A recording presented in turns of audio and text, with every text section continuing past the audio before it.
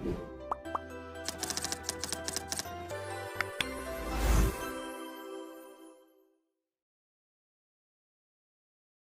Bacha Party. Now we are stepping into new session, and a lot of you will be applying for CW seats as well as central pool seats. तो मेरा जो last year बहुत सारे hundreds of students के साथ experience रहा, और उसमें मैंने देखा कि बहुत सारे बच्चे जो CW सीट्स के लिए एलिजिबल थे, उनके अच्छे स्कोर्स भी थे और उनको सीट्स मिल भी सकता था, लेकिन उनको सीट्स नहीं मिला बिकॉज ऑफ स्मॉल मिस्टेक्स। तो मैं आप सबके सामने वो मिस्टेक शेयर करना चाहती हूँ, सो दैट आपके साथ भी कुछ ऐसा ना हो कि आप एलिजिबल हो और फिर भी सीट हाथ से निकल जाए। Because at the end of the day it is all about your hard work. अगर आप किसी चीज के लिए एलिजिबल हैं तो आपको वो सीट मिलना भी चाहिए। सबसे पहली सिचुएशन मैं आपको दिखाती हूँ क्या है। एक स्टूडेंट थी, दिल्ली की थी, मैं उसका नाम तो नहीं लूंगी। उस बच्ची के साथ क्या हुआ, उसकी बहुत अच्छी ऑल इंडिया रैंक थी, करीब 60,000 के करीब थी, और वो प्रायोरिटी 4 में थी। उसने एमसीसी की वेबसाइट पर डीयू कोटा में सीडब्ल्यू सीट्स के लिए अप्लाई किया। लेकिन जब फर्स्ट मेरिट लिस्ट आउट हुई सीडब्ल्यू की, तो उसका नाम सिलेक्टेड कैंडिडेट्स में नहीं था। वेर एज उसके पीछे वाले कैंडिडेट्स का नाम, जिनका लेस स्कोर थे नीट के और जो सेम कैटेगरी 4 या बल्कि कैटेगरी 5 वाले भी थे, उनको सीट अलॉट हुआ। तो उसको बहुत हैरानी हुई, उसने मुझे कांटेक्ट किया, और हमने फिर ये जब हमने रीजन फाइंड आउट करने की कोशिश की तो हमने ये फाइंड आउट किया। तो उस स्टूडेंट ने फैकल्टी ऑफ मेडिकल साइंसेज की वेबसाइट पर अपना ना रजिस्ट्रेशन किया हुआ था और ना ही उसने सीडब्ल्यू के अपने डॉक्यूमेंट्स अपलोड किए थे। तो प्लीज अंडरस्टैंड कि जब आप एमसीसी की वेबसाइट पर दिल्ली यूनिवर्सिटी सीडब्ल्यू कोटा के लिए अप्लाई करोगे, उससे बहुत पहले आप दिल्ली यूनिवर्सिटी की वेबसाइट पर रजिस्टर कर लेना है और आपको अपने सीडब्ल्यू के डॉक्यूमेंट्स भी अपलोड कर देने हैं। Please remember this. ये वाला जो डॉक्यूमेंट अपलोड का लिंक आएगा वो बहुत एमसीसी की वेबसाइट से बहुत पहले ही वो चालू हो जाता है। तो आपको एफएमएससी की वेबसाइट पर भी रजिस्टर करना है और अपने सीडब्ल्यू के डॉक्यूमेंट्स अपलोड करने हैं।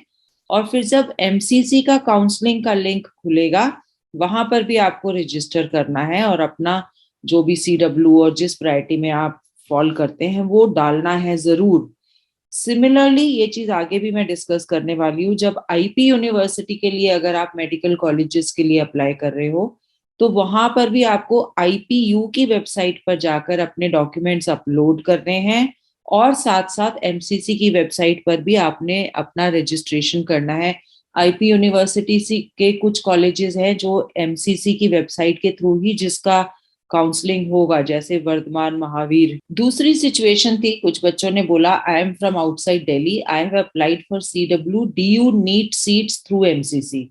तो ये गलती आप ना करें, बिकॉज अगर आप अप्लाई कर भी दोगे एमसीसी की वेबसाइट पर, फिर भी फाइनल लिस्ट में आप नहीं आओगे, बिकॉज दिल्ली यूनिवर्सिटी की सीट्स जो 85% कोटा वाली हैं, वो सिर्फ उन्हीं कैंडिडेट्स के लिए हैं जिन्होंने अपना 11th और 12th दिल्ली के स्कूल से किया है, एनसीटी ऑफ दिल्ली से।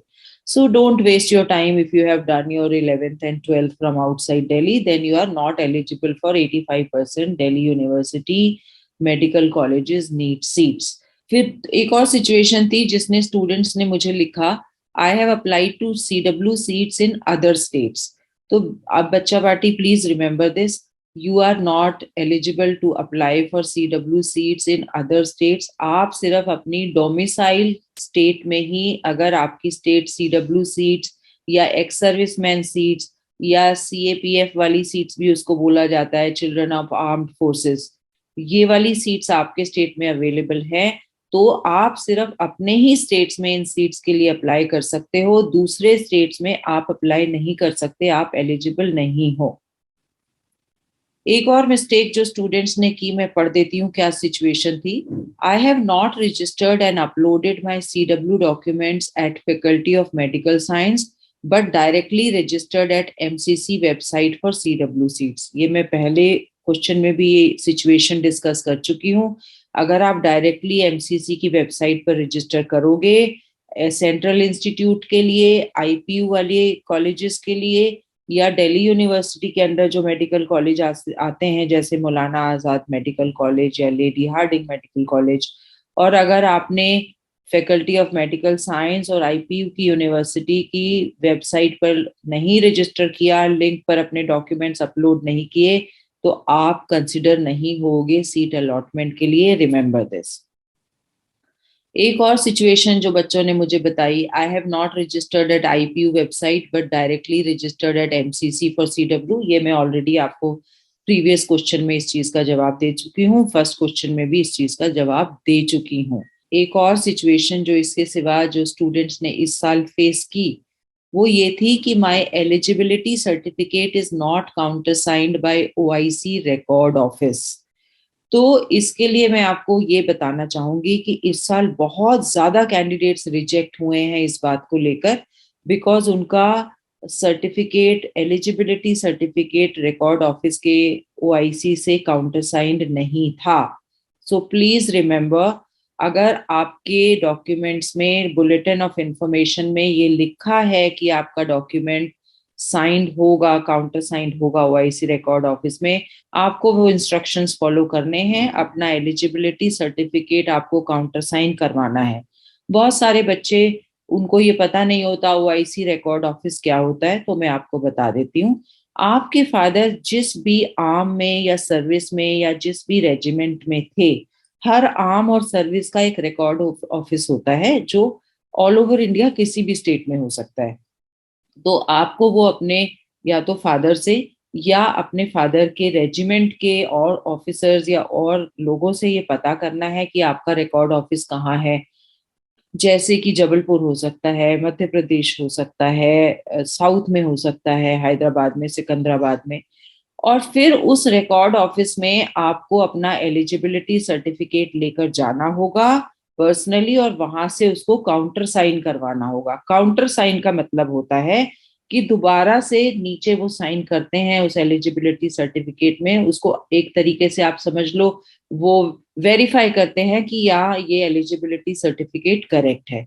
सो please remember this, these are all very small small points but very important points, because अगर आप ये पॉइंट्स को फुलफिल नहीं करते हो तो many children have lost their golden opportunity of getting a seat, and I don't want this should happen with anybody else, because मैं पहले भी बोल चुकी हूँ, आपको ये जो रिजर्वेशन मिल रहा है वो बहुत अहमियत रखता है, वो आपके पेरेंट्स के सेक्रीफाइस का रिजल्ट है जिसकी वजह से आपको ये रिजर्वेशन मिल रहा है, and each one of you deserve this. So please be very careful with your documentation.